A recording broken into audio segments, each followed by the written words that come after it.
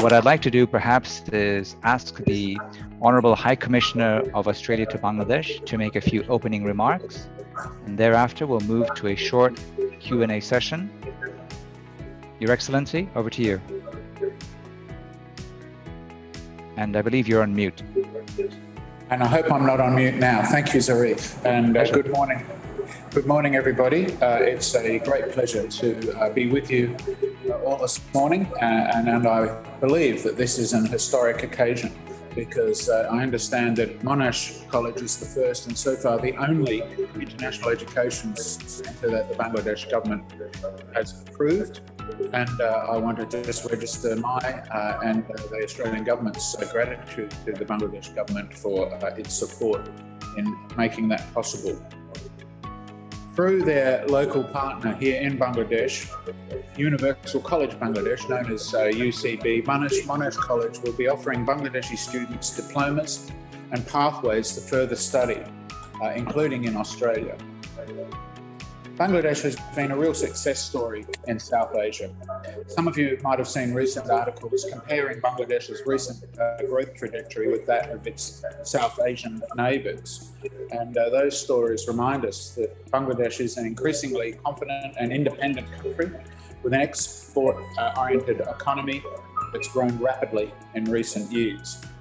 It's overtaken comparable countries in a number of social indicators, and its GDP per capita income is now higher than Pakistan's and India's. And it's firmly on track to graduate from least developed country status in the relatively near future. Bangladesh is home to a fast rising and urbanised middle class, and its growing young population has a very great appetite for education, as is evidenced by the variety of people who joined us today. And that appetite for education is driven by their appetite for upwards social mobility, and education is the best avenue for those aspirations to be achieved. But the supply of education and training for the majority of young Bangladeshis has not been able to keep pace with the demand generated by the increased wealth and population growth that we've seen here. I'm pretty sure that everybody who's participating today understands and values the importance of a good education. Those of us who are parents spend endless hours worrying about our children's future, and sometimes we spend vast amounts of income that we would probably be better spent or like to be able to spend in other ways. But that's because we know that education is a key investment in the future. But we know too that the COVID pandemic has had a really dramatic impact on education that few of us would have anticipated even as recently as 2 years ago, perhaps less. The Australian government is committed to ensuring that all our students are able to minimise disruptions to their study. But I can't deny that we continue to face challenges, but we want to make sure that we give people the best opportunity that we can to continue to be able to have access to quality education. And that includes supporting international students who have chosen Australia as a study destination.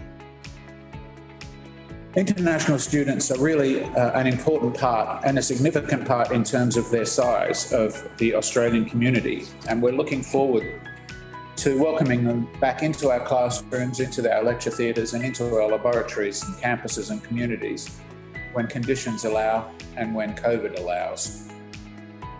We want to remain one of the standard setters for excellence in education internationally, and we have a long and we're very proud of our history of nurturing the development of high quality education programs and experiences. And we have specific programs and policies and practices and arrangements in place to support the particular needs of international students to maximise their chances of success and maximise their enjoyment and their welfare during their time as students in Australia. We remain committed to providing our international students with all the skills they need so that when they graduate, they can make a valuable contribution back in their home countries. I'm continually impressed by the number of graduates from Australian universities who I meet here, including quite a large number who have been Australian Awards scholars, and they have risen to positions of seniority and influence in their country and make important and influential contributions to Bangladesh, and I might say to bilateral relationship. They're living proof of the benefits to both our countries of Bangladeshis studying in Australia. And to me, that's a tangible and immediate way of improving our understanding of each other and getting to know each other better. And we want that understanding, that knowledge of each other's societies and cultures to grow and to continue to grow. Because the bilateral relationship between our two countries is very important to us. Trade is growing, people-to-people links are extensive. We love sport, especially cricket, of course. There's a growing community of Australians and people in Australia with Bangladeshi roots. There are exchanges daily on a host of issues between our two countries and between people from our two countries. And we have many mutual interests, not least in the Indian Ocean, whose precious resources we share, and through which our trade is conducted, and over which, COVID permitting, our families and friends travel when they visit each other. The Australian government looks forward to strengthening its partnership with Bangladesh in the years ahead.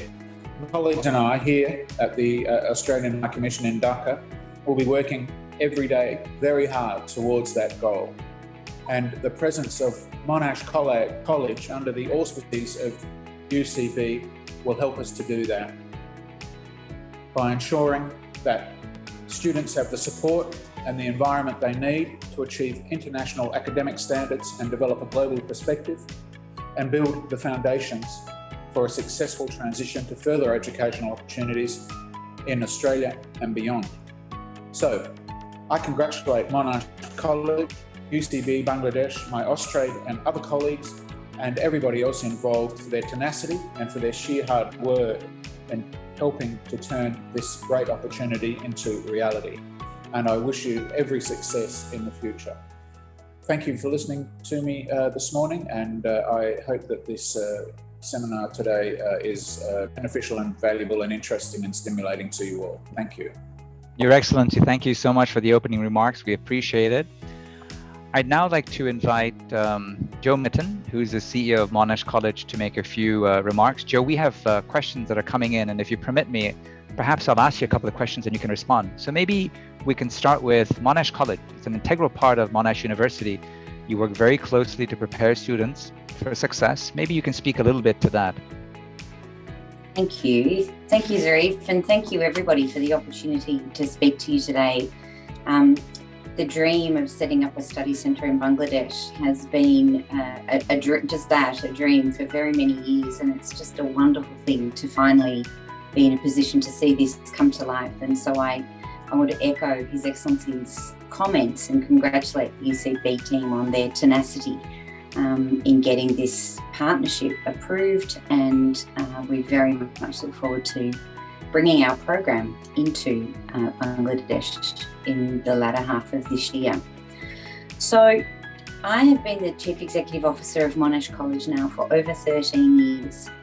It has been a great privilege to occupy that role for this time, and I am still frankly thrilled at the nature of what we do in bringing the Monash University education and extending the Monash University global footprint into regions where education is already robust, but there's an insufficient amount to cope with the demand that comes from the countries where we set up. So Bangladesh is a wonderful example. As the population has grown and as the wealth of the population increases, the opportunities for education expand, and we are very privileged to be part of provision of education in your country.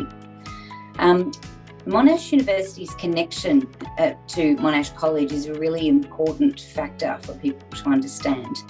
I am, as CEO of the college, it's important for you to understand that the college is 100% owned by Monash University. I sit on the senior leadership team of the university. I meet with the Vice-Chancellor monthly. So the Vice-Chancellor of Monash University is integrally involved in the operations of the college, and the board of the college involves a number of very senior Monash University of the senior management team of the university as well. So when we run our programs anywhere in the world, they come very much with the imprimatur of the university. They are subject to the university's very strict quality standards and high academic standards. So we come into every market, everywhere where we operate our programs. We bring both the Monash Quality and the Monash Quality systems to ensure that the programs we run are running at exactly the same academic level as you would experience were you to be studying directly on a Monash University campus, either in Malaysia or in Melbourne. I think that's very important for people to understand. This is not simply a situation where we hand over our programs and wait to see you when you arrive in Malaysia or Melbourne. We are absolutely involved. We're involved in mentoring the teaching staff of our partners. We're involved in double marking assessment of the students. We review all examination results and ensure that they are consistent and aligned with all of our providers all over the world. And then we map the performance of our students when they enter the university. So everything we do ensures that the quality of the programs you're receiving through UCB and through Monash College meet the standards of the university. Thank you, Jo, for that very thorough response. One question that has also been raised is preparing for success. As you think about the students who enter UCB and prepare to continue on to Monash University, do you have any words of advice on how they should prepare for success? Do you know, Zarif, I am a Monash alum, and yes. 3 of my 5 children are Monash University alum as well. And I can tell you that when I first joined Monash University quite a number of years ago now, and I had duxed my school, so I thought I was the cleverest kid in the world. The message that I still remember vividly from my first few months at Monash University, and which I provide to all new entrants to the university, is don't underestimate the change in learning that occurs from school to university. It is a different style of learning. It is something that you will have to invest considerable time and energy into. It's not easy. If it was easy, everybody could do it. Monash University is one of the top 100 universities in the world. Really reflect on what that means. So the preparation that you should be bearing in mind as you seek to enter Monash University is that you must be prepared to work hard. You must be prepared to ask a lot of questions and make sure you deeply understand things. And that's going to involve courage and tenacity. You're going to need to be organised. You're going to need to have support networks, family, friends, teachers, learning support advisors, which are all provided as part of the structure of a Monash program. And you will need to learn to reach out and seek support. And these are skills that will support you in your study, but more importantly, they are skills that will ensure that you are successful in your professional careers as well. Nobody has a successful professional career on their own. So the attributes that you need to succeed at Monash College and at Monash University are just the foundational skills that you will need to develop and hone for the rest of your professional life. Jo, thank you so much. Professor Walker, now that we're at almost 400 folks who've dialed in, maybe it's time to switch over to you. Monash University Malaysia is incredibly well regarded among Bangladeshi students. What do you think makes Monash University Malaysia such an attractive option? Thank you very much, Zarif, and congratulations on such a large group of people attending. That is literally a cricket score attendance, so that's fantastic to meet and talk with so many friends and colleagues from Bangladesh. Yes, you're right, Monash is very well regarded. Monash Malaysia is very well regarded. Let me give you, off the top of my head, what I see as the 3 key reasons we are so well regarded. First of all, for people throughout Asia, including people in Bangladesh, Monash, Malaysia represents a world-class degree close to home. So I think it's a 4-hour flight from Dhaka over to KL, 4 hours to a world-class degree. As Joe said, a degree from a top 100 university, and it's exactly the same degree. When you study with us in Malaysia, you get exactly the same degree as you get when you study with Monash at the wonderful campuses in Melbourne. It's a Monash University degree. Second key reason are very popular is that it's affordable. The cost of living in Malaysia is relatively cheap, and we price our degree in Malaysia for the Asian market.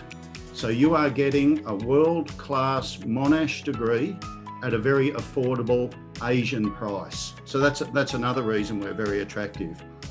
The third reason, turning to Bangladesh in particular, we find a lot of students from Bangladesh like studying in Malaysia because in many respects it's a pretty familiar environment. In a broad sense, we're part of the same cultural world. There's a lot of people from Bangladesh here in Malaysia. There's a lot of people from South Asia, and in particular, it's very easy and it's very comfortable to lead a halal-friendly lifestyle. Malaysia is a majority Muslim country, so we welcome with open arms our Muslim friends and colleagues from around the world here in Malaysia.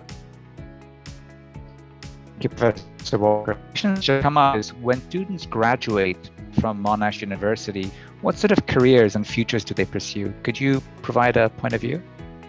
The short answer, Zarif, is that they go in all directions. And part of the wonderful thing when you look at our graduates and you meet our alum, you find them in all walks of life. I asked for a little bit of data for our Bangladesh graduates. A lot of them go into a category we call business development. They're involved in setting up their own businesses. That's a very large category of our graduates who go to Bangladesh. They're involved in education, media and communications, marketing, IT, engineering. But rather than give you a list, let me give you just a few key little examples.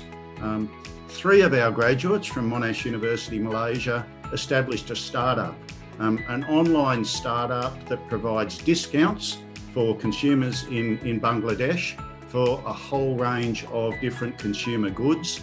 And some of them are now branching out into e-commerce and even into conventional manufacturing. That's just 3 graduates who work together. We've got another graduate, a senior assistant vice president at one of Bangladesh's banks. Another working in a medical centre in New York. Students don't just return home, they pursue careers in other countries. Here's one that fascinated me. One of our Monash Malaysia graduates has set up a restaurant in Bangladesh.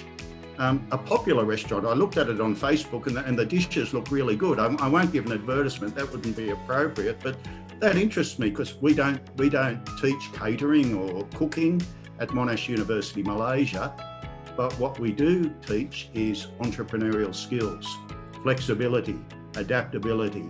And there's an example of a student who's taken those skills and set up what looks like a very successful business. So once again, Zarif, the short answer is they go in all directions and pursue all sorts of careers. And as you said, and as Joe said, you are always struck by the people you meet as you travel through Asia who have studied at Monash. People at all levels of government, all levels of business, all walks of life. Thank you, Professor. Maybe one last question for you, and that is as students prepare to transition from UCB to Monash University, Malaysia, do you have any words of advice? In a way, my words of advice are similar to Joe. I'm sure the students at UCB will be more diligent than Joe was before she went to Monash. So it might not be such a transition for them. But here's my advice to them, and it picks up on Joe's advice. Develop good study habits, because studying at university is very much about self-directed learning. We are here to guide, to assist, to mentor, to provide knowledge, but we want to nurture students who can be self-directed learners. And there's no better way to prepare than start developing your study habits. simple things like regular timetables, setting priorities, setting goals, meeting goals, being organised. So develop those study habits. Now that's really boring. Let me give another side of it. Prepare to have a balanced life. At Monash, my belief is very strongly that you learn a lot in the classroom, but you learn a lot, sometimes even more outside the classroom. So we encourage students at Monash to get involved in associations, to be involved in extracurricular activities, whether it's kickboxing or chess or whatever. Through involvement in these activities, not only do you have a good time, but you develop skills. You develop those interpersonal skills, the organisational skills. So, in a word, prepare to have a balanced life when you come to Monash University Malaysia or Monash University in Australia. We will challenge you intellectually, but we're also determined that you have a very rewarding and a very enjoyable time. Thank you, Professor. I'd like to extend our collective thanks to you, to Joe, and to His Excellency for joining the introductory part of this session, which is about testing for success. You obviously have to test for success to be able to get into Monash University, Malaysia, or into UCB. So thank you so much for joining us for the introductory remarks. I'm going to hand it over now to Sandeep, who's going to be introducing the speakers for the Testing for Success session. Thank you again for joining. Thank you very much. Right. Thanks so much, everyone, for a beautiful start to this session. I would take this opportunity to now invite for the Student Development Program, Ms. Kathleen O'Brien. She's the Team Leader, Learning Skills Advisors, Diplomas Division at Monash College Australia. We also have Dr. Mohan Nair, Team Leader, Law and Accounting Business Diplomas Division, Monash College Australia. Ms. Kathleen, Dr. Mohan, on to you. Thank you for attending this workshop. Thank you.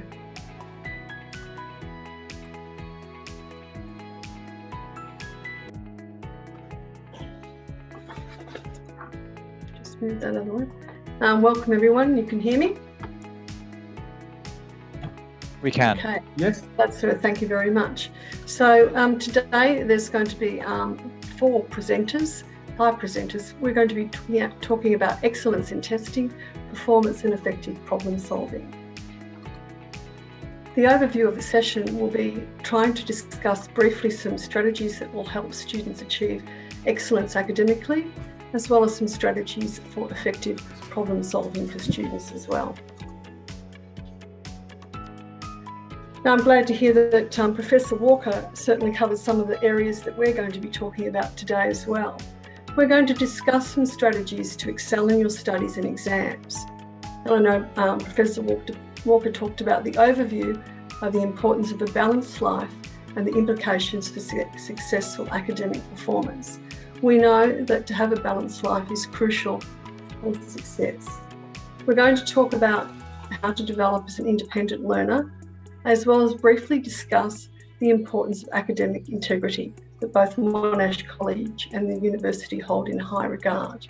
We're going to try a few simple problem-solving activities, as well as discuss an overview of the journey of learning towards independence, some exam strategy preparation, and there'll be a brief time for questions. As we all know, that one of the key strategies for exam preparation is time management. Sorry, everyone. Just trying to get that. We know that time management is crucial to exam preparation. It's important that you manage your assessment tasks, work out time schedules for when they're due, maybe use your Google Calendar or any sort of diary that you might have. We do know that if you have a clear goal on where you're heading, this is certainly going to help you achieve success. It's important that you do any pre-reading before the exams so that you're prepared. Cramming the night before certainly isn't going to help. At Monash College, we use assessment planners where the students can actually plan out all their assessments, including their exams, their timetable, and that really helps keep them on task. We know that all the young people like to use phones, as I do, but it is important if you're trying to concentrate on your study that you do remove all those distractions and put that phone on silent. The other important strategy is to practice writing the answers in time. Now, because we've moved a lot to e-assessments and the online platform, some students do struggle with typing, so it is a good idea to develop that skill as well as the written skill as well. You need to plan for shorter sessions. We find that 30 minutes is a realistic time for a study session before taking a break and then going back to it. I'm not sure if many of you have heard about the Pomodoro technique or the Italian tomato technique. It's a proven strategy to help you get motivated. You can set a timer for just 20 minutes, and once you get started, we find that it's usually easier to keep going. When you're looking at the exam paper, it really is crucial that you identify the questions you can answer. Don't spend too much time on one answer. So even before you enter the exam, a number of days before or even weeks before, you should be working out how you're going to manage that exam paper. What questions will be asked, work out how long you're going to spend on each question. Everyone has a different strategy for that. Sometimes it's easier to start with the easier one, sometimes it's easier to start with the harder one. But we do know that time management is crucial to exam success. We also know the importance of study skills. There's some research to back up that it does help to vary your study environment. So memory, for example, isn't dependent on your environment, although this has changed with what's happened under the COVID world. And often we're limited about where we can study now, so that is quite challenging. If you can find different study sessions and then repeat them, that will help you recall that information. I think I've got this in the next bit, which is retrieval and recall. So practice testing yourself. Get your friends to test you or your family to test you. Interleaving, that's mixing up your topics together. That might be that you study, for an hour on management or another one on maths. We do know that that is a successful way to help review for your exams. Another strategy is reading out aloud. That helps with memory and recall of information. And the other important part, especially for young people, is adequate sleep. We know that if you have enough sleep and enough exercise, this is crucial for academic success. And we know that that's not always easy to do when you're trying to balance out your time and your life and your social life. We do know from research that if you're engaged in your social life and engaged with the community that you're studying with and the culture around you, that you're more likely to be successful. If you're locked away and you're not mixing or socialising with other people, then this does have an effect on your well-being. We know that social interaction, becoming part of the community, helps keep students engaged, and we're very much in favour of that with Monash College, as is Monash University, with all the different clubs and activities that we hold. I'm now just going to introduce you to Carleen Setia. She's one of our student counsellors and a qualified psychologist who's going to briefly give an overview of enhancing performance with your balanced lifestyle. Before we proceed, can I, if you don't mind, Sure. ask you a few questions? I must say that before exams, I rarely slept. And though the idea of sleeping well before an exam is a good idea, it's one that I certainly didn't practice. Your point really around which question to answer first, the tough one or the easy one, is in fact very interesting, as is the notion of spending time on different topics as you prepare for an exam. Can you just get into that a little bit? Are there any techniques that you've observed in students that are immediately practical and applicable? Okay.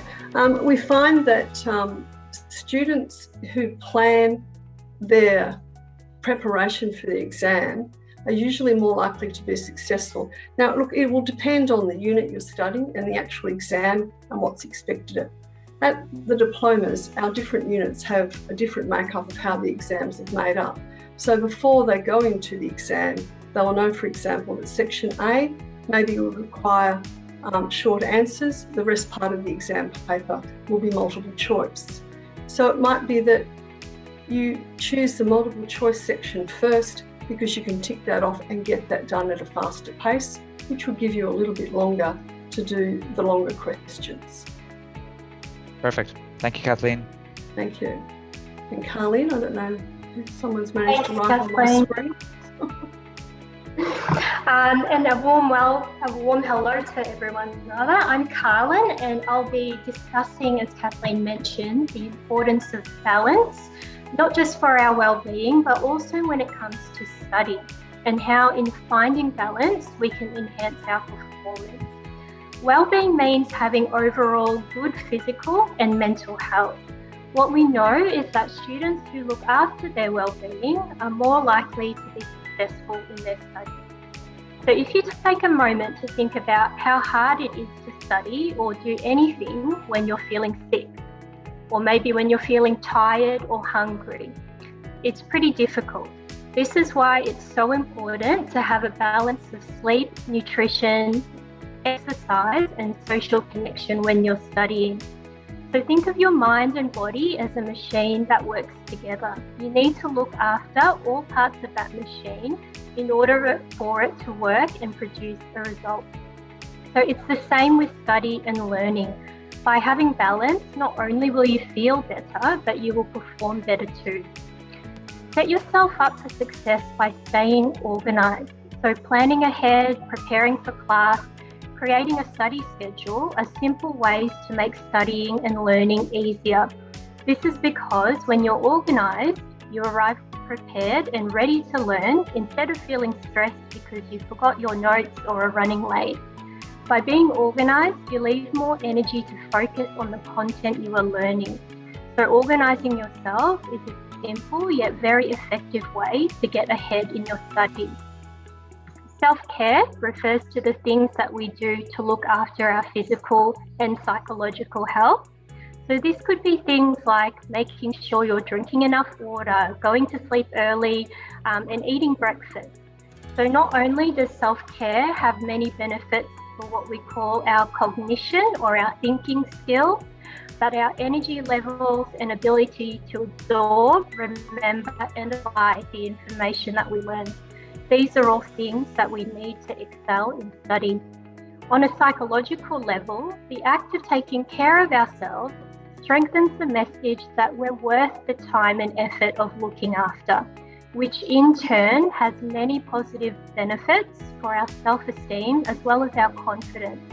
So see if you can incorporate one thing to look after yourself every single day.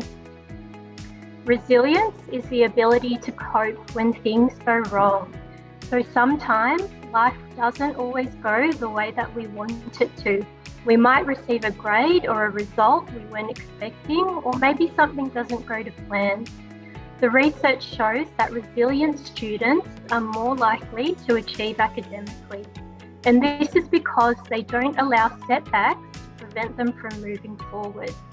So how can we increase our resilience in the face of a problem? One way is to know and use your strengths. So think about your skills and what you're good at. Can they be used to help you overcome the problem? Another is to reframe the problem into a challenge. So instead of thinking about a situation as a problem, thinking about it as a challenge is more likely to motivate you to move forward. So for example, the problem is I didn't get the grade that I wanted on this test. However, the challenge now is to improve and do better on the next test. Learn from past experiences. So have you been in a similar situation before? What helped last time? And finally, practicing self-compassion. So treat yourself the way that you would treat a friend who is going through the same problem. I'll now hand it over to Mohan Nair, Diploma's Team Leader for Business Law and Accounting. Thanks, Mohan. Thank you, Carlin. Can everyone hear me? Yes. Yes. Yep. Thank you very much. I've been given this topic to discuss independent learners. Now, we have heard from our excellence with Ambassador. We also heard from Andrew Walker as well as our CEO Joe. I think everyone has alluded to this concept of what independent learners are. It's made my presentation much easier because they have already introduced the concept of, especially Andrew Walker has already introduced the concept of independent learners. Now, what does it mean, independent learners? It could be a new concept for many of the students who are now listening to this presentation. I've been told that they range from year 9 to year 12 here to this presentation. Now, as we know, and we have all in attendance here have gone through primary as well as secondary schools. Now, I come from an environment similar to Bangladesh. I studied and finished my high school in Malaysia. I'm from Malaysia. So that is why when Andrew Walker spoke about you going to Malaysia, I agree with Andrew. Malaysia is a beautiful place, right? Good for fantastic food. That's what I'm here to talk about, but it's a good place. Now, so what happens there is in schools, teachers are there guiding the students, telling them, following up, and all that happens in the school. It goes on right through to your high school level when you finish your high school.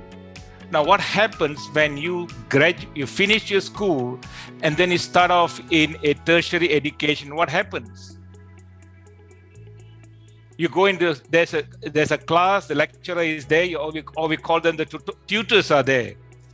Do they follow up on you? Do they chase you? Do they chase after you? Do they check whether you've done your homework, whether you're doing your homework? No, they don't do that. That is gone. And it is all up to secondary level. The moment you step into a tertiary level, you become independent learners. We train you. In Monash College, we train the students to become independent learners in transitioning towards the uni. Because when you go to uni, it's totally guidance given by the tutors, but the responsibility of their own studies is taken by the students themselves. So students need to take responsibility for their own studies. They have to plan their work. They have to take initiative. That means they have to be responsible in what they do. No one is going to chase after you. Your parents will not come after you. Your tutors will not come after you. You have to take responsibility of what you study. And you have to make good decisions. That means for example, who are your friends, who do you mix with? You know, in a community, there are different types of groups. So who do you choose to be with? Those who motivate you or those who bring you down? Or those who are not keen on doing their work. It's all up to your decision. And you also heard from Carlin this afternoon that how to motivate yourself. It's very important to keep yourself motivated. You have to have as what Andrew Walker said, balanced life, we call it. That means studies is one aspect where you have to study, keep yourself up, and also have a balanced life whereby you go for movies, you go for sports, activities that you must have to achieve your goals. However, and also commitment to start achieving their own goals. So how do you do that? You make a commitment. You say, I want to get this. Nothing comes easy. Okay, you have to make a commitment and focus on the goal, keep to the goal, and then go for the goal. That is where the commitment comes, and managing your own time. Now, this is important. One of the aspects, in Monash College in Melbourne, I do teach business law. I'm a lecturer as well as a tutor. And I teach my students, and I can share my experience with you. I think Zahir asked a question just now to Kathleen, how do you manage time? So we tell the students, look at the questions. If you don't manage your questions well in the exams, what happens is you fail. There are 5 questions. If you want to pass, you want to get high level you want to get distinction, you need to finish all 5 questions. You cannot do 3 fantastic and 2 you don't achieve, you will fail or you will not achieve the mark that you want to achieve. And therefore, you need to be able to manage your own time in your class as well as in your exams. So that will help you to become independent learners, and you will become independent thinkers, and you can achieve what is the goal that you set for yourself. You want to become a lawyer, you want to become an engineer, you can become a doctor. All these comes within these parameters of what we are discussing now. Can we go to the next slide? Now, here we are discussing about academic integrity. Now, before I discuss academic integrity, I want to discuss what integrity means. End of the day, all of us, or all of you students are going to become professionals one day. In every single job, I can share this with you because I'm sharing my experiences. I was a lawyer in Malaysia for 15 years, and I know what integrity means. In this regard, there are many of my colleagues who became lawyers, who were lawyers, ended up being disbarred from the council. They were stopped from practicing because they lost their plot. They lost their integrity. They started to cheat. They started to do all kind of stuff until they were using clients' money for their own benefit. They lost their integrity, right? Therefore, what my advice is, always maintain yourself. Maintain your self-integrity. Always keep that going. Now, that starts with in school, in the uni, whereby academic integrity, it means that there is no cheating, there is no plagiarism, there is no collusion. You have to be proud of what you are doing. And therefore, academic integrity, your integrity in yourself starts with the academic integrity in the uni. You will hear students saying, don't worry, use my work. Don't worry, you can copy from the internet. Nobody is going to know about it. Now, all these voices you can hear, all this, you need to ask yourself, who are you? Are you a person of integrity? If you are, then do the right thing. So in academic integrity, it means that if you attain unfair advantage in your studies, in an exam, you have cheated. Next slide, please. On to the next activity. Yep. Okay. So what I'm saying is, please ensure that the Monash College, as you know, that Andrew Walker has already said, that it is a university of excellence. So we want to highlight that Monash College and Monash Uni take academic integrity very, very seriously. And Monash College especially has high academic expectations.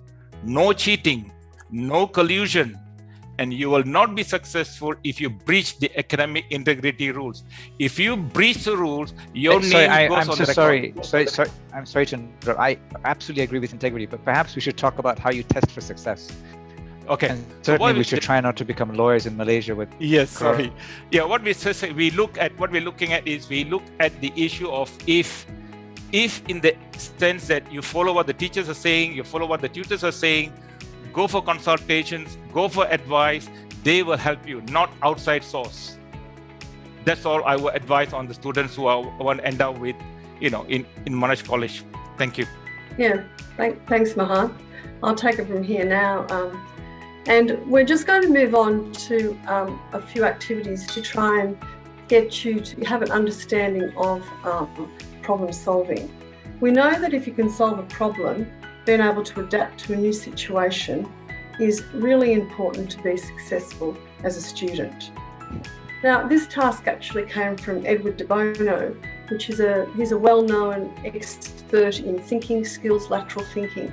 We know that if you're good at thinking, that this can lead to better problem solving. And of course, if you develop your thinking skills, these skills will also help you to prepare for exams. Now, I know at the moment I can't really see you all with this presentation on, and normally we would do something like this in class via chat or one of the online tools that we have. But I'm just going to give you a few minutes to think about this glass of water is standing on a table. So the task is to empty the glass of water. You're not allowed to damage the glass or to tilt it in any way or to damage it. Let's try and get rid of that. Move this out of the way, that's it. to damage the glass in any way. I'm just going to give you 30 seconds where you are. If you're with someone else, you could ask them, how would you go about getting the water out of that glass without damaging it, without tilting it? So maybe, Zephyr, you might like to give us an idea about how would you go about getting the water out of the glass? Yeah, drink it. You drink it. How are you going to drink it if you can't tip it? I know. Dear. You've been up all night and didn't get enough sleep. I know. That's probably what happened. Yeah, so we do know that maybe if you had a bit more sleep, your results might have been a little bit higher. Right. It certainly would have been a bit better. True. But this is about thinking about things in a different way. So, and this is really important for your exam strategies as well. So if you have not done so well in one of your tests or exams, you need to think about what you did, how you studied for it, what can you do differently? Can you organise your time a little bit better? Could you go to bed a little bit earlier? Could you start to study a little bit earlier? So I'm sure I would have liked to normally find out what some of the answers were. I did share this with some of the organisers yesterday and even with my team. And one of the suggestions they came up with was you'd use a straw and drink it, which was quite clever. But I'm just going to move on to some of the answers. So maybe you all thought about these. You could siphon or suck the water out. You could blow the water out. I think that would be a bit challenging and you might break the glass. You could use detergent and bubble the water out. That might take forever. If you use the capillary action, where you put a rag in the glass of water, pull the rag out and squeeze it, that would certainly take you a long time. You could boil the water away, but that would depend on how solid the glass was as well, because maybe as soon as you boiled it, the glass could break. I quite like the idea of freeze the water and lift it out, but that would be quite hard because you'd have to put something in to lift the ice out. Put sand in, use sponge. So basically, this activity is just an example of how you can start to excel in your thinking skills. As a better thinker will solve problems better, which will lead to better exam success. And now I'm going to hand over to Harry. Harry is one of our highly skilled diploma teachers, and Harry's now going to talk about some top tips for preparation in the virtual classroom or the classroom. Harry, it's all yours. Thank you, Kathleen. I'm not sure if my camera, there we are. Thank you, Kathleen. Good morning, everyone. It's my pleasure to speak to you today. I'm also a Monash graduate a long, long time ago, before you were all born, or many of the students were born. So it's always interesting to hear the different perspectives from the people that we've heard today. And one thing that keeps on coming up is preparation goals. You know, it's not a secret, in other words. That should tell you something. If we're hearing the same kind of things from people in very different fields, in very different areas, there must be something to that. It must work for a reason. So I am going to talk at the moment about tips for exam preparation in the virtual classroom, specifically because that is something that is going to be more and more likely. You will encounter it as you move into tertiary, and you might even encounter it in the next couple of years, but that is definitely something that you will encounter in the future. So the first thing that I would suggest is to follow the key preparation steps normal. So if you know that you are going to have an exam or a subject in the virtual world, there are different things that can be done. For example, you could type into a box, you could be asked to answer a question and then upload something, for example. So obviously it does depend on the type of exam. But the most important thing is to prepare for the exam at the right time. Now, what is the right time? I like to give examples, if I can, from students. So I do remember a student of mine, when we were talking about exam revision, it was a few days before the exam, and I asked them how their exam revision was going. And they said, yeah, sir, it's going great. I'm picturing everything in my head. It's tomorrow I'm going to start putting everything together. And I said, okay, how does that go for you? He said, that's the way I do it. It always works the best. So I remember asking that student, okay, have you tried any other ways? Have you prepared earlier? He said, well, no, because this way works best for me. And I think the question that we have to ask ourselves there is, how would that student know that that's the best way to do things? If we've only done things one way, always, how do we know that the alternatives, just like Kathleen were talking about, how do we know that there are not better alternatives out there? And so really what I'm here to tell you is not something that is magic or unbelievable. It is something simple. It is about doing the simple things really, really well and putting our effort into it. So the first thing that we need to think about is that in an exam, you're not just being tested on how you communicate your knowledge back to us and showing us you're a master of information. That is a big part of what you're being asked to do. But what it's really, really testing you deep, deep down on is how well prepared you are. How much energy, how much time have you put into this from the start? So when is the right time to prepare for exams? From the very beginning.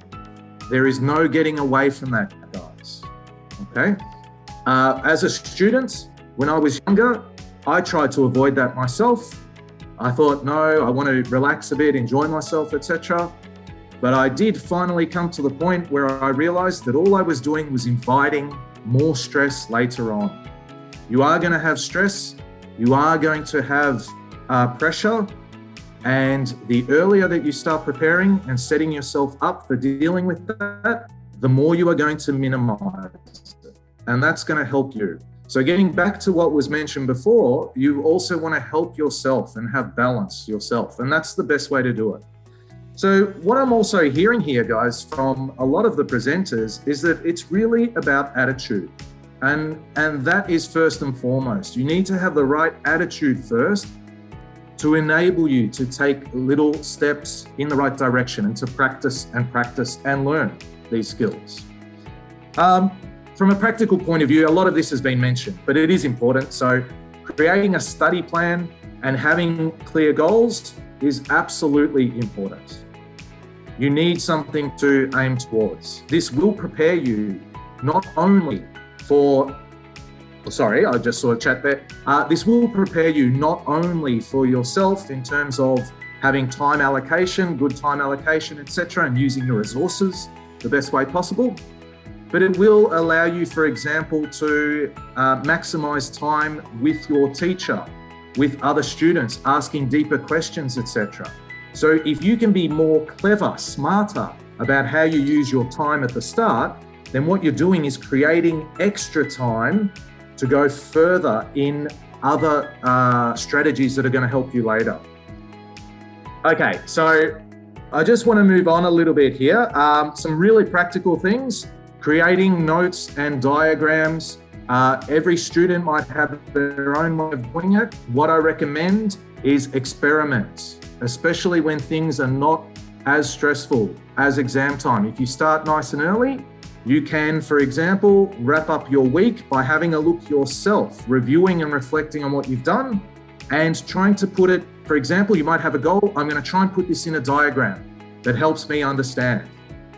Even the simple fact of putting it in that diagram, by going through that process, studies have shown, but common sense should tell us that that information is embedded in our brain. The process starts to become familiar. And the more familiar we become with the process, the more comfortable we become, the more confident we become. And confidence, guys, is what leads to excellence. So we can't get to excellence if we skip these steps. It's just not possible. That's the first thing to think about. When we're talking about, for example, the virtual focus in particular, well, we're obviously going to be doing our exams, e-learning exams from home or a library, but I would suggest from home usually, wherever we are. We need to use space wisely. Psychologically, we need to give ourselves the best opportunity to be able to express ourselves fully. And if we have cluttered rooms, etc., if we're cramped up, even physically, even though we might tell ourselves that's the way I study, the truth is that will affect us. either on a conscious or even subconscious level, so that it will affect the way that we are perceiving information, how comfortable we are feeling. So little things here, for example, don't wait for the exam to create a space for your exam responses. Kathleen mentioned lots of different areas, for example. Fine, when you're doing your revision, and let's say that instead of just waiting for the teacher to give you a revision, you actually, for example, set a goal of answering one question in an online setting as practice in week 3, many weeks away from the exam. Do it in a space. See how you go. Was it comfortable? Can you change things? Right? Apart from giving yourself experience in that setting, it's also going to allow you to quickly adjust things well before the exam. One less thing to worry about. Controlling your time, I'm not going to get into too much because I think a really good job has been done of explaining that. However, I will just echo what Kathleen has mentioned and others. The older I get, the more that I rely on set timeframes. So I'll say that again, the older I get. Now in university, I can tell you of students, for example, where I could have a fantastic conversation with them about the content. If I asked them the questions, they could show me excellence. However, in the exam, they get caught up in answering this question. They want to get it absolutely perfect. They lose track of time. That's a weakness or an area that they need to improve. So that leads me to my next point. Be honest with yourself about your strengths and weaknesses. If you respect yourself as a person, then you really do need to reflect and sit down and think, am I just telling this to myself to make myself feel better? Or is this reality? I say to myself, everything's going to be okay. Will it be okay? Well, not if you haven't prepared. Be honest with yourself. If you have to, ask people that know you. What do you see as my strengths and weaknesses? Have a look at what other people have as strengths and weaknesses. Is there something that you can recognize in the way that one of your colleagues, another student might study, or the types of questions they're asking that you can aim for? You don't have to get there straight away, but maybe you can try and just have a look at how they go about doing that. Is there something I can learn from that? And then really, because of time, going through just some quick tips here before, during, and after the exam. Balance is very important. So when I say before the exam here, if you're completing an e-learning exam, right before the exam, we're talking a few hours, for example, breathe, ladies and gentlemen. Breathe. Give yourself time to breathe, okay? Apart from settling yourself and focusing on something else for a moment, there are all scientific reasons for it, but obviously the oxygen pumping through your red blood cells, etc., is directly related to your recall, memory, and the clarity, how clear your ideas are. Make sure that, as I said, that you have everything close by. If you're allowed to have a pen and paper with you, have it close by, even if you don't use it. You could put your time on there, for example. You could be able to put some ideas on there. Even just not having it very close to you is the difference between feeling comfortable and not, instead of trying to scramble everywhere. Have some water with you, for sure. Make sure you go to the bathroom well before the exam, all of these kind of basic things. But you'll be surprised how many times students in their stress forget these things. Put them down if you have to. We will move on, but I want to give you one quick example of a student who told me that during online exams, they would actually have posters in their space that would remind them to do things. So they would have a poster that would actually say, breathe, at the back of their wall. And I thought that was fantastic because it was something so simple, but that student knew that they would forget to actually keep their balance during the exam under the stress, and that was there to remind them, and they found that very useful. Sure. Now, I do want to move on a little bit, if I may. Sorry, may I ask a couple of questions? Of course. Yes. I think, Harry, this is incredibly useful. It does assume some maturity in the student, yes, a certain ability to, study and take exams independently. And yes, this is obviously far greater than what I ever practiced. In this environment of online education or independent thinking, how do you leverage the teaching team? How do you leverage the Monash team when you're feeling stressed out, when you're feeling like your exams are not going the way you want? I mean, what can Monash do to be helpful? That's a really good question. Thank you for reminding me, because that's actually going to be one of your main areas to focus on. So in other words, guys, how can you use what Monash has available, the teachers, the support staff, to help you during this time so that you can go in that direction? Well, for one thing, you need to establish some time with your teacher. So I'll start in the classroom very quickly. In the classroom, when the teacher is asking for questions, how you feel, etc., be brave, communicate, because that's going to help you later. Tell the teacher how you're feeling. I'm a bit stressed with this. I'm not sure how to do this. There's so much to do, Harry. You know, I hear that all the time. But that opens up a conversation where we can talk about how we're organising things, and I can help with tips. Your teachers will give you tips in class, guys. You're not completely on your own, okay? But it is important that you open up those conversations. I should also mention here how brilliant the learning skills advisors are, because they do look specifically, amongst many things, they also help those students directly with these kind of skills, mature skills, and introducing them to concepts. Another thing that we can talk about here is programs or little modules that might have been created for students to follow, how-to guides, practice guides, etc., that have been created for these situations. To keep it really simple, what I would suggest is basically look for those opportunities. They are definitely there at Monash. And I think the hard thing sometimes for students is taking that first step, to be a bit brave, to connect with them. Once you do, you see that the teachers, the support staff, etc., have the resources to be able to get you started. Harry, you know, we're getting flooded with questions. I apologize for this, but before we proceed further, do you mind if I just ask a couple of questions of you and the team? So one of the questions that's coming up is, how important is it to prepare for exams in a group versus studying individually? And this is, of course, assuming, Professor Mohan Nair, that nobody's failing the integrity test. Let's assume that everyone is operating integrity-wise. Okay? Yep. So from your perspective, any thoughts on that one in particular? Adding to that, though, you can add if you want to, or come in too with group work. So studying in a group, we know, can be an effective strategy. So we know that students rely on each other and it helps them.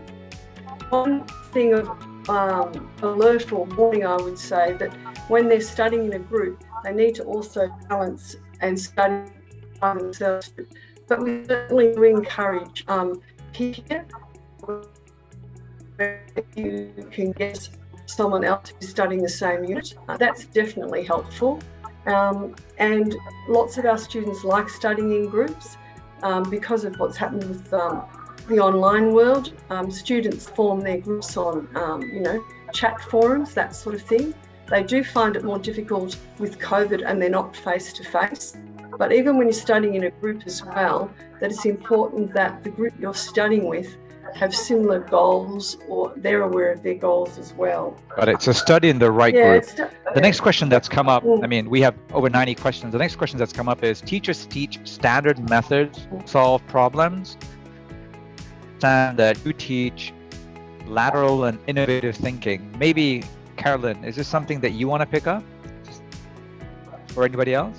We're just curious. How do you think about innovative ways of thinking? I'm happy to talk about that. Perfect. Harry, go for it. Yep. So the original statement was teachers teach standard ways of thinking or problem solving. Yep. So again, the key word is always balance. So there will be times in my courses, I teach management and law, for example, here at Monash College.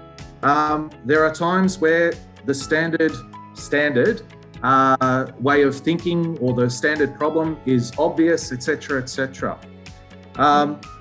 However, really, it does depend on what exactly the aim of the lesson is and what we want you to focus on. So, for example, if I have students analysing a business and we're talking about how well the managers are doing, you know, and you're putting yourselves in the part of a business analyst, I need you to be able to have a look at as much as possible, and then even push ourselves further to have a look. So I would suggest, for example, that in general, what we do is look at where it is necessary. It's up to the teacher to direct that as well, but to look at how many options are available, and then really what the key skill is being able to take that information and decide what you're going to focus on. That's the key skill that we focus on. In terms of innovation, however, innovation I personally love. I always want to find new ways of doing things, but I have to balance that out too with the practicalities of time, etc. So that's one of the challenges that we have in our workforce and also as students. So to give you an example, a student, when they're preparing, let's go back to the exams, as I said, they might be a very visual learner. They're going to be looking at things from a visual aspect, then they might break it up into a linear aspect, point by point. Then they might break it up into some kind of conceptual framework and work with other people. Now, I'm going to work with that student on what is going to be the best way for them to understand. I don't believe that we need to be limited in one way of doing it. I hope that sort of gives you an indication. But that's really, terrific. Yeah, I think what it's all about, again, is willingness to balance. Yep. Lot of questions here on time management. Can I get one practical tip from each one of you on time management, please? One practical tip. Kathleen? The first one is actually get your clock out, go to bed early, and set the alarm to get up early. I know when I was young, I sometimes used to have 3 alarms to get me out of bed. So definitely set the alarm and work out your plan for the day.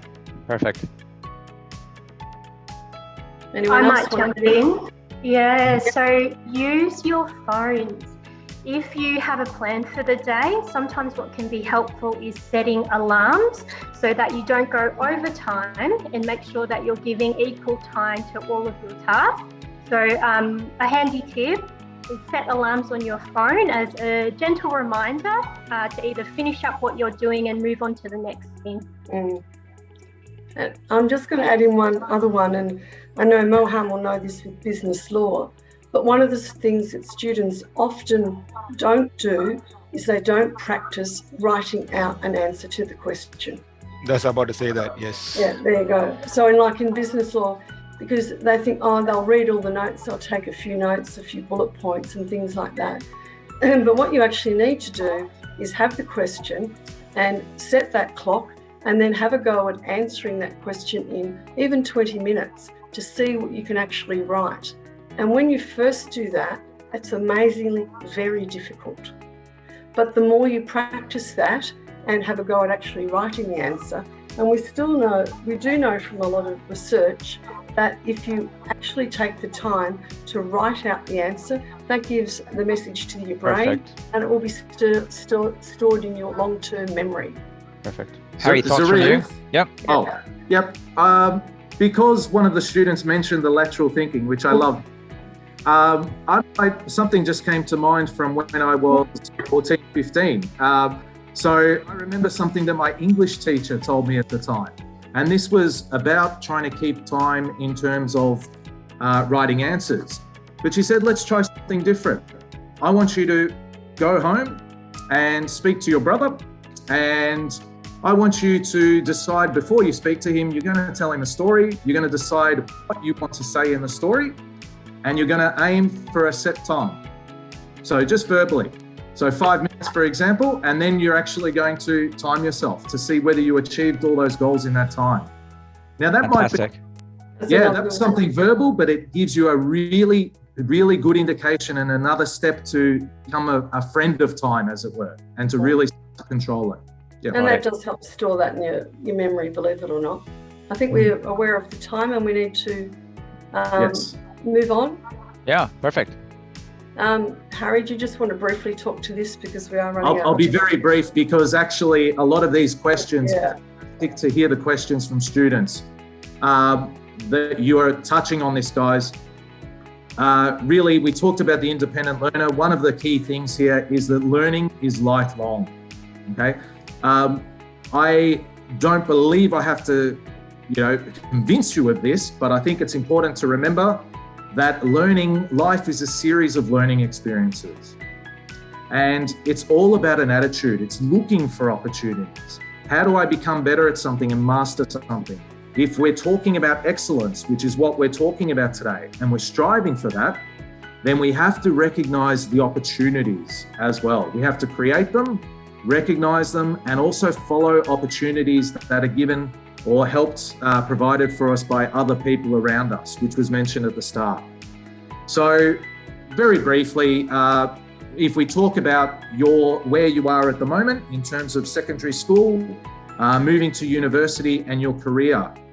Joe mentioned this and Andrew mentioned this perfectly. In fact, I thought they were reading my notes. It was so spot on, which was great. You will never stop learning. You will never stop going back into the skills that you have learned throughout your life and using them either in the same way or in a more mature way, as was mentioned before, or with different content. The process is not necessarily something new. It is something you have been building on your whole life, guys. And if you can learn to learn and reflect on how you learn, and if you can be passionate and love learning and be comfortable with it and not be afraid of it, but actually realize how much that is helping you, well, that is what's going to help put you in the best opportunity for that excellence.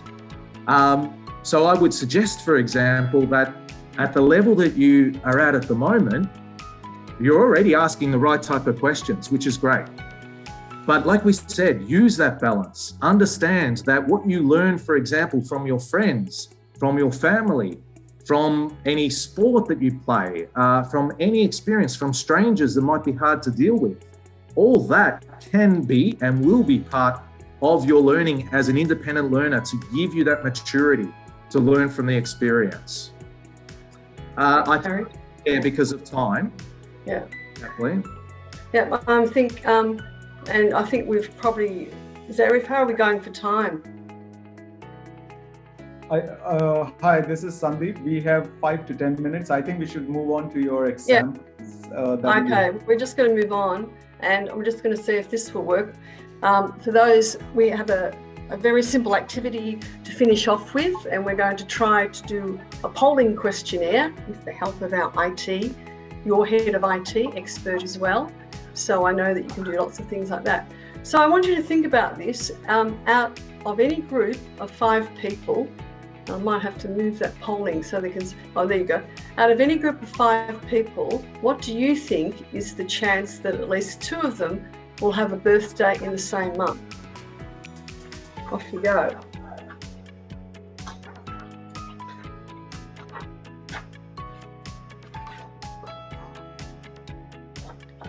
I'm pretty impressed the way that you're answering these questions. So we certainly have some good innovation here in Bangladesh. No hope.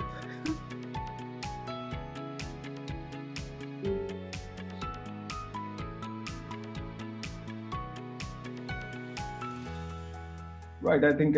Well, I think we'll end the polling. Look at that. Most 50-50 said, or 60% said a 50-50 chance. Now, am I sharing the results? Stop sharing. 12% said no hope and 28% said certainly. Fantastic. I'll just go on and give you the answers then, really. I just want to explain as well that a paradox is a logical statement that runs contrary to one's expectations.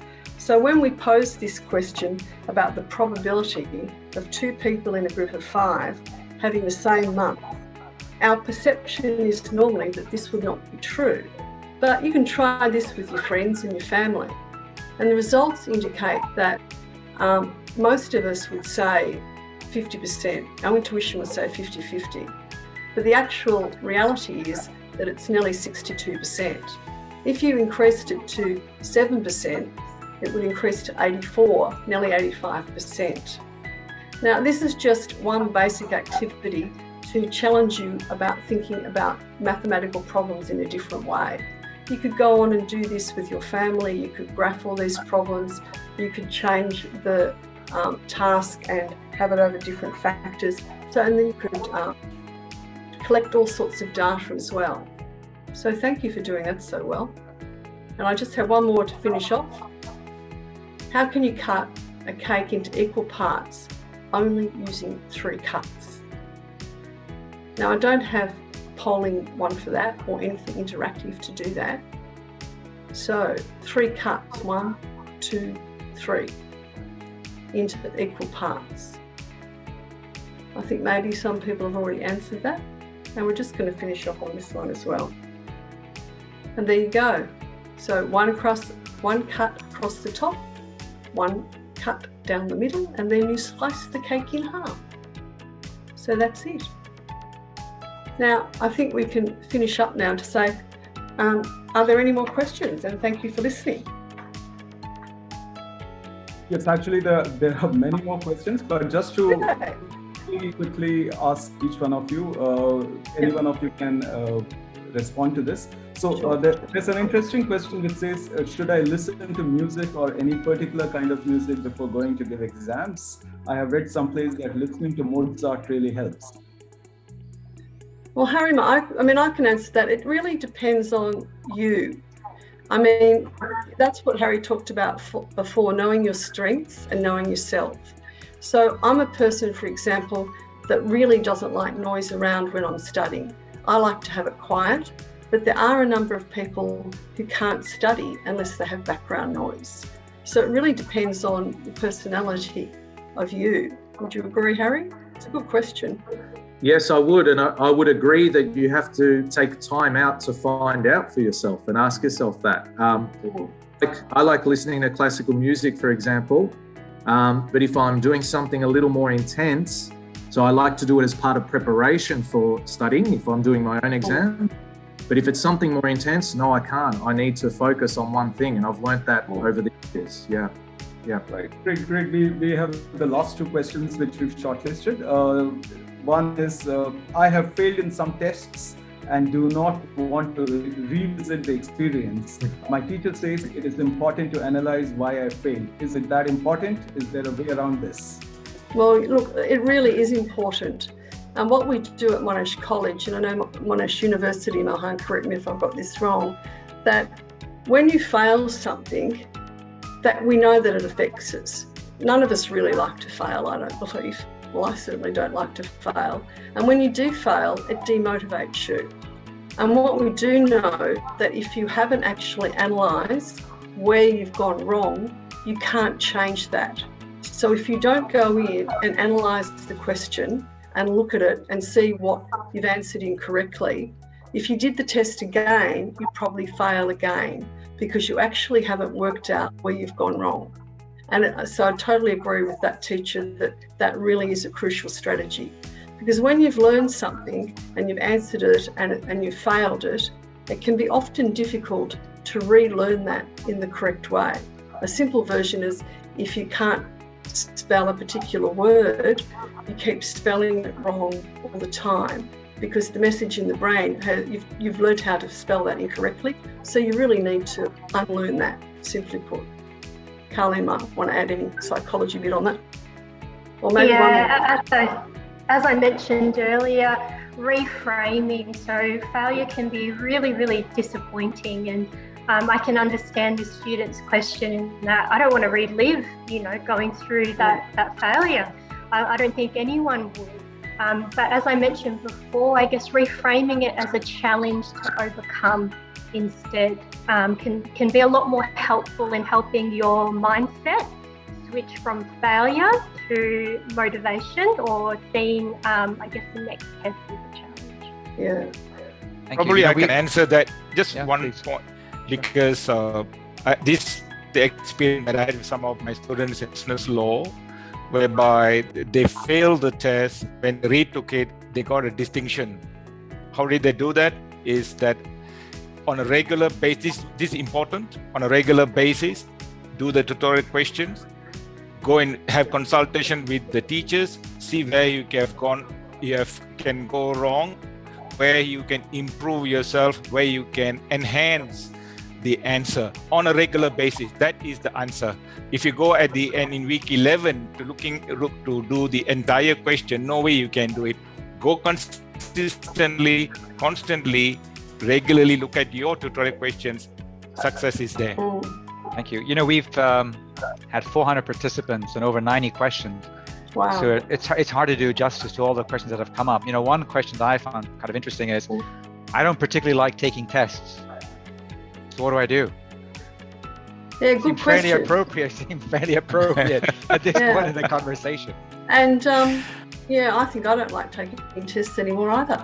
So I think that comes back to, where are you heading? What's your goal in life? And tests are part of higher education. So, you know, we do different tests in life. We do a driving test. We do all sorts of tests. So, yeah, you might not like it, but so therefore, if you really have a fear of tests, if your anxiety increases, but one thing we do know, that a certain element of stress is healthy in a test situation. So you have to then work out what it is that you really want to do, and that's how I'd answer that question. All right. Yeah, Please go ahead, Harry. No, please go ahead.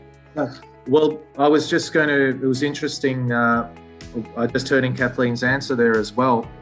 I'm not going to suggest that I know how that student would face that necessarily, but I think there's also another question perhaps there as well, which is thinking even further ahead. Is it because of, it comes back to analysing as well, is it because your strengths or the way that you look at the world is more, you know, project oriented, for example, or, you know, is it something that could impact on your career? Do you feel limited in the test, etc.? And I think the help needs to be there.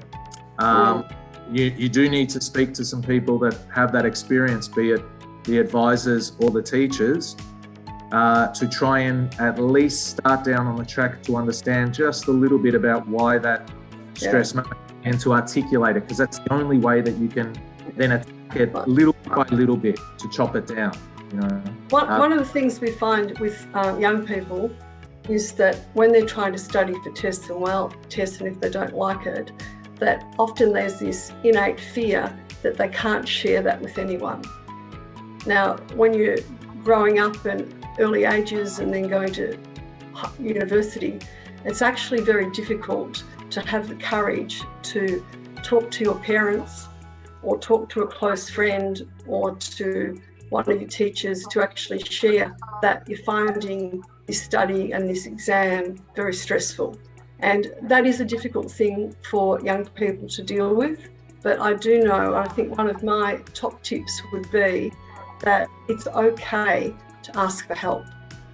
That the students who do exceptionally well often have the courage to actually say, I do need help.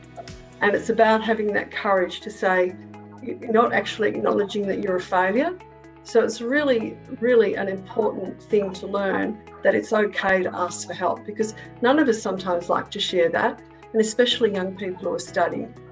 It's tough for them, we know that. So it's talking to someone that you trust and respect to help you move forward, because you don't want to have the say that and then finally say, well, you know, you're no good. So for all those parents who are out there, that it is important that you support your child or daughter in a positive way, which is also challenging from a parent's perspective too. Yep. Thank you. Well, Can I just mention? Sure, please go ahead. No. I was just going to mention something that does come up time and time again with students. So I just wanted to share that.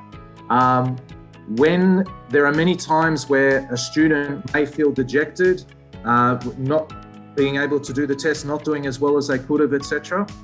And if they don't touch base, but if they have the courage sometimes to step out, they might see this as a mountain. They see this as a collection of things that they didn't do. They are so far off, you know, where they're meant to be.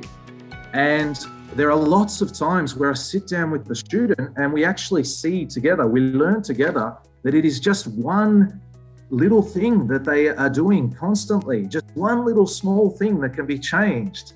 And one little change gets made, it leads to such a big difference in the answer. And I'm not saying that's true for everyone, but what I'm trying to say is if they didn't have the courage to just step and say, what do you think? Then it would stay as a mountain in their minds forever. And that's what we don't want. We want you to enjoy learning and learn from the experience and feel confident. And one other simple strategy is write it down. Write down how you feel. Write down what's happening. And then you can tear it up later. Awesome. Well, listen, a special thanks to all of you for joining. And in particular, a thanks to the 400 folks who joined and the 90 questions that were asked. And I must say, we feel really privileged. I mean, we've been open for students. And in the last few weeks, the extraordinary number of folks who've applied to join the inaugural class in September has been very encouraging. So we're delighted that all these students have decided to join us today.